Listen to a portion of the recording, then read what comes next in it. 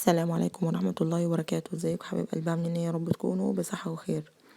النهاردة هنعمل مع بعض العيش التحفة ده من غير تخمير ولا اي حاجة خالص. شايفين هش ازاي وخفيف جدا جدا جدا، وينفع كمان نسميه عيش سوري، عيش يعني سموه زي ما تسموه، بس هو عيش كده طعمه جميل وخفيف خالص. ممكن يتاكل بيه اي حاجة، ممكن يتلف شاورما عادي. هو طري جدا مش بينشف. يلا نشوف عملناه ازاي مع بعض. اولا هنجيب دقيق، اي كمية دقيق انتوا تحبوها، كوباية كوبايتين ده يرجع لكم. هنجيب بقى في خطوة هنا مهمة، هنجيب معلقة خميرة، احنا مش هنخمره ولا اي حاجة خالص. هنجيب معلقة خميرة ومعلقة سكر، ونسيب وحبة مية دافيين، ونسيبهم على جنب. هنلاقيهم حجمهم اتضاعف والخميرة ابتدت تشتغل. تمام كده، خلاص هو ده تخمير العيش بالنسبة لنا، احنا مش هنخمره تاني. هنحط الخميرة بقى دي اللي احنا عملناها على الدقيق، ونقلب لحد ما تتكون معانا عجينة متماسكة.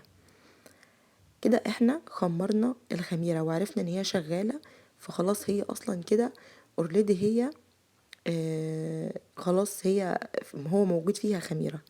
فاحنا مش هنخمرها، مش هنحتاج ان احنا نخمرها تاني، بس نعجنها كويس جدا. يعني نعجنها كويس، والعجينة دي على فكرة بتكون متماسكة. العلم انا اللي في العجين ده زعتر، حابين تحطوا حطوا عادي، مش حابين خلاص. وهنحط رشة ملح بس، يعني هي دي مكونات العجينة: دقيق، رشة ملح. هنحط في خميرة، في كوباية لوحدها خميرة ومية ومعلقة سكر بس بسيطة جدا، ان العيش ده مش مسكر، هو بيبقى مالح مش مسكر. هنكور بقى العجينة، مش هنسيبها ترتاح ولا اي حاجة خالص. وبعدين هنفردها معانا على حسب الحجم اللي انتوا عاوزينه، وما يكونش السمك بتاعها ولا رفيع ولا تخين، علشان العيش ينفخ معانا. وهتشوفوا هينفخ ازاي ويبقى تحفة جدا من غير تخمير ولا اي حاجة، وهينفخ معانا. هنجيب طاسة بقى تكون ما بتلزقش، وهنسخنها كويس جدا جدا. تمام، ومش هنحرك العيش خالص لحد بقى ما يبتدي ان هو ينفخ معانا. هنقلبه على الناحية التانية. النار تكون يعني مش عالية ولا واطية، تكون متوسطة، علشان الطاسة تكون سخنة معانا بالشكل ده. مش هياخد منكم اي حاجة، يعني في ثانية هتقوموا تعملوه، وحاجة حلوة كده وطعمها حلو، وتقدروا تاكلوا بيه اي حاجة. هو بيكون هش جدا من جوه وخفيف. تمام، هنحط بقى اللي بعده لحد ما نخلص كل الكمية اللي عندنا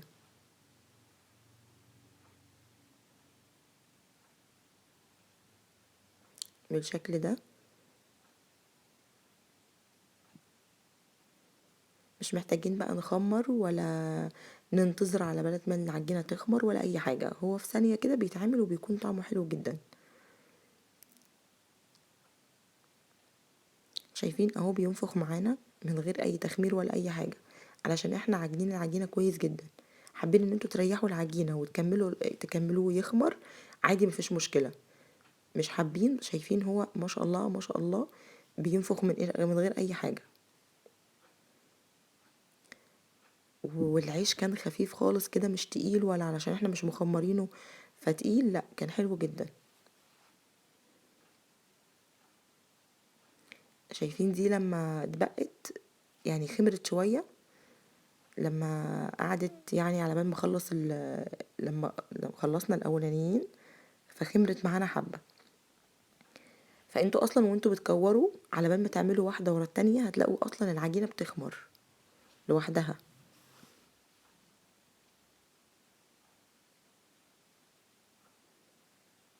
نخلص باقي الكمية، والنار تكون وعلى ما بين كل يعني رغيف والتاني هنمسح بس المنديل لو في اي دقيق ولا حاجة علشان ما يتحرقش ويحرق العيش معانا.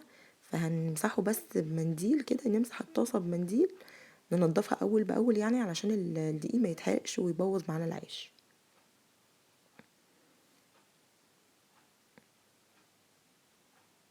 احنا بس بنضغط عليه ضغطة في الاماكن اللي هي مش حاسينها مش نافخة شوية، بنضغط عليها بنلاقي باقي الرغيف كله نفخ. بس بنضغط عليها ضغطة بسيطة، مش ضغطة جامدة. شايفين اهو انا بمسح بالمنديل علشان بس الدقيق ما يتحرقش فيحرق معانا العيش قبل ما يستوي.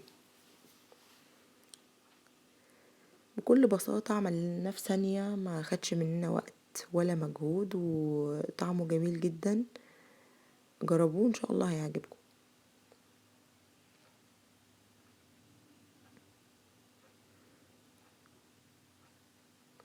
هو اصلا مجرد ما بيتحط على الطاسة بينفخ لوحده، بس لازم تكون الطاسة سخنة مش باردة.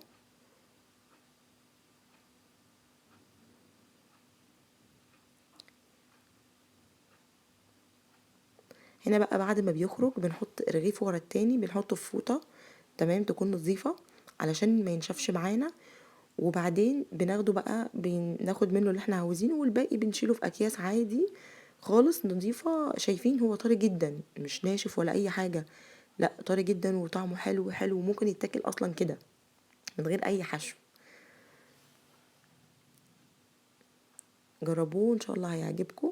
اهم حاجة تحتفظوا لو عايزين كمان تحطوه في الفريزر في اكياس في الفريزر، وتطلعوه في الميكروويف او تسخنوه في الفرن او على البوتاجاز.